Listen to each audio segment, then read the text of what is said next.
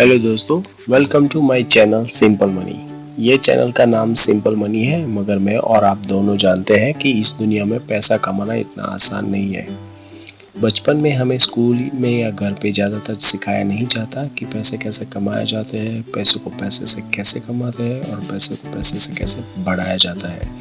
तो दोस्तों, मेरे ये चैनल का मकसद यही है कि investment, saving, stock broking, mutual fund वगैरह वगैरह बारे में मेरे अपने दर्शकों को जितना हो सके उतनी सिंपल भाषा में समझाने की कोशिश करूंगा। इसीलिए मैंने इस चैनल का नाम सिंपल मनी रखा है।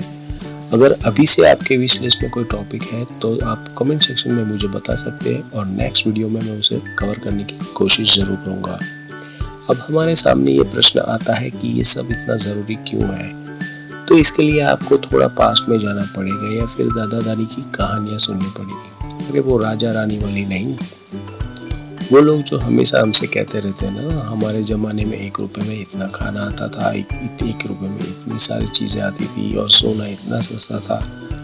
हाँ, घबराइए नहीं, आप भी जब दादा दादी बनेंगे तब आप भी यही कहानियाँ कहोगे, क्योंकि इन सब चीज़ में एक जो चीज़ है वो है पैसे का मूल्य कम करती रहती है और वो है महंगाई, जिसे हम इंग्लिश में इन्फ्लेशन भी बोलते हैं।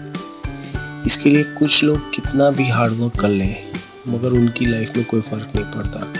वो इतना पैसा बचा ही नहीं पाते कि जितना उनको ज़रूरत होती है, क्योंकि उनकी सैलरी जितनी बढ़ती है उससे ज़्यादा महंगाई बढ़ जाती है। हमारे भारत देश में और बोले तो इंडिया में महंगाई की दर 6 से 7% है और आपकी सैलरी या फिर फिक्स डिपॉजिट का रिटर्न इससे कम ही होता है। इसीलिए हम हमेशा स्ट्रगल ही करते रहते हैं। इस जाल में से बाहर आने का एक ही रास्ता है कि हम हमारे पैसे को बढ़ाने की दर 7% से ऊपर ले जाएं, और उसके लिए आपको ऐसी जगह पे पैसा इन्वेस्ट करना पड़ेगा जहां पे आपको रिटर्न 7% से ऊपर मिले, जैसे कि शेयर मार्केट है, म्यूचुअल फंड है, IPO है, रियल एस्टेट है वगैरह वगैरह। मगर इस सबसे पहले आपको इन्वेस्टमेंट के बारे में सोचे, आपको आपकी फैमिली के बारे में भी सोचना पड़ेगा। इन्वेस्टमेंट स्टार्ट करने से पहले आपको आपका बेस स्ट्रॉन्ग करना पड़ेगा, ताकि लाइफ में आने वाली किसी भी चुनौती या उतार चढ़ाव से आप लड़ सके और इससे आपकी रेगुलर इन्वेस्टमेंट प्लानिंग में कोई खलल ना पड़े। ये जो बेसिक नियम है वो कहीं पे भी लागू किए जा सकते हैं। आप अगर विदेश में भी रहते हैं तो आपको ये नियम अपना सकते हैं और इन्वेस्टमेंट स्टार्ट कर सकते हैं। ये जो आगे मैं पॉइंट्स कवर करने वाला हूँ, अगर वो आप अपनी लाइफ में इम्प्लीमेंट नहीं करते तो हो सकता है कि आप बड़े बड़े प्रॉब्लम में भी फंस सके। ये जो स्टेप आपको लेने के लिए कहने वाला हूँ वो बहुत ध्यान से सुने और हो सके तो नोट डाउन भी कर लीजिए। ये स्टेप मैंने वीडियो की डिस्क्रिप्शन में दे दिए हैं। सबसे पहला स्टेप, आपको आपकी फैमिली के लिए कितना खर्चा होता है हर महीने उसका हिसाब लगाना है, और वो हिसाब से 6 महीने का खर्च के हिसाब से 6 महीने का इमरजेंसी फंड इकट्ठा कर लेना। ये फंड आपको तब काम आ सकता है जब आपकी या आपके पार्टनर की जॉब चली जाए, तो ये फंड से आप अपना मंथली खर्चा निकाल सकते हैं। दूसरी चीज़ है, आपको आपकी फैमिली के लिए हेल्थ इंश्योरेंस या मेडिक्लेम लेना है।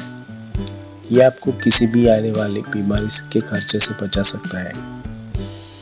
आपके पेरेंट्स या बच्चे आपके साथ रहते हैं तो फिर ये बहुत ही ज़रूरत हो जाता है, क्योंकि हम और आप दोनों जानते हैं कि बच्चों और वृद्ध लोगों की इम्यून सिस्टम बहुत ही कमज़ोर होती है और कभी कभी मेडिकल के खर्चे इंसान की उम्र भर की कमाई खा जाते हैं। उस समय इंसान ऐसे प्रॉब्लम में फंस जाता है कि वहाँ से बाहर निकलते निकलते पूरी उम्र निकल जाती है। आज इंडिया में काफ़ी सारी कंपनियाँ हैं जिसमें कुछ प्राइवेट है, गवर्नमेंट है, दोनों है, जो आपको मज़हब 5 से 10 हज़ार रुपये में सालाना अच्छा मेडिकल कवर दे सकती है और आपको और आपकी फैमिली को मुश्किल समय से बचा सकती है और आपकी लाइफलाइन भी बन सकती है। मेडिकल इंश्योरेंस लेने से पहले आप अच्छी तरह रिसर्च कर लें और हो सके तो किसी प्रोफेशनल की भी हेल्प ले सकते हैं। तीसरी और इम्पोर्टेंट पॉइंट है टर्म प्लान या फिर लाइफ इंश्योरेंस। टर्म प्लान और लाइफ इंश्योरेंस की बेनिफिट आपको पॉलिसी होल्डर की डेथ पे या मैच्योरिटी पे मिलती है, मगर ये लेने से आपकी फैमिली आपकी नामौजूदगी में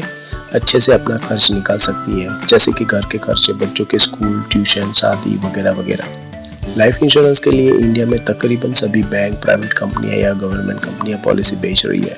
कुछ गवर्नमेंट कंपनियां बहुत सालों से ही इस मार्केट में और बहुत अच्छा भी कर रही है। आप ये डिसीजन आपकी फैमिली की साइज और रिक्वायरमेंट के हिसाब से ले सकते हैं। मार्केट में ऐसी वेबसाइट भी अवेलेबल है जो आपको पॉलिसी कंपेयर करके रिसर्च करने में मदद करे ताकि आप पॉलिसी अच्छे से खरीद सके। इतना करने के बाद आपको इन्वेस्टमेंट के बारे में सोचना चाहिए। अब ये सवाल आता है कि कितना पैसा इन्वेस्ट करना चाहिए। ज़्यादातर लोग पहले सैलरी या इनकम आते ही पैसा खर्च करना शुरू कर देते हैं और बाद में जितना पैसा बचता है उससे इन्वेस्टमेंट करने के बारे में सोचते हैं, मगर ऐसा करने से लाइफ में गोल पूरे नहीं हो सकते। इसके लिए आपको दुनिया के मशहूर इन्वेस्टमेंट गुरु वॉरेन बफेट को समझना पड़ेगा। वो सेविंग के बारे में क्या बोलते हैं उससे पहले समझने की कोशिश करते हैं। वो कहते हैं कि सैलरी आने के बाद आपको आपकी सेविंग का हिस्सा पहले ही अलग कर देना है और बाद में घर के बजट के हिसाब से खर्चे को पैसे को अलग रखना है। इससे आप पूरे महीने बहुत ही देखभाल कर खर्चा करेंगे और आप इस बारे में बहुत ही डिसिप्लिन रहेंगे।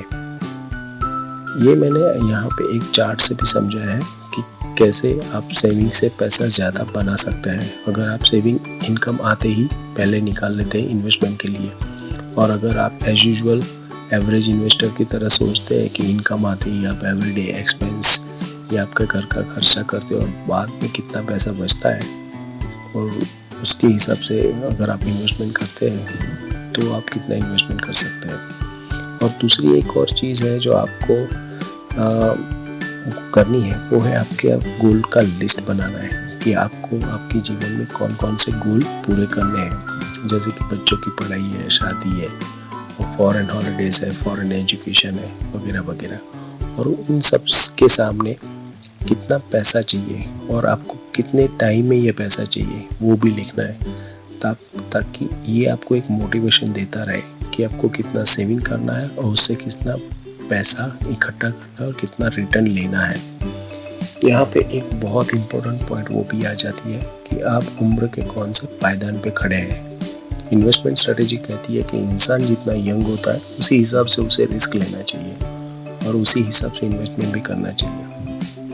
मार्केट में रिस्क बेस्ड कई इन्वेस्टमेंट ऑप्शन मौजूद है, जैसे कि shares, mutual fund, gold, banking, bond, postal bonds, fix deposit, debt shares वगैरह वगैरह। इन सब के बारे में मैं एक डिटेल वीडियो आगे बनाने वाला हूँ जो आपको मेरी चैनल पे मिल जाएगा। मगर अगर ऊपर से कह सकते हैं कि जितना रिस्क ज़्यादा रहता है रिटर्न भी उतना ज़्यादा रहता है।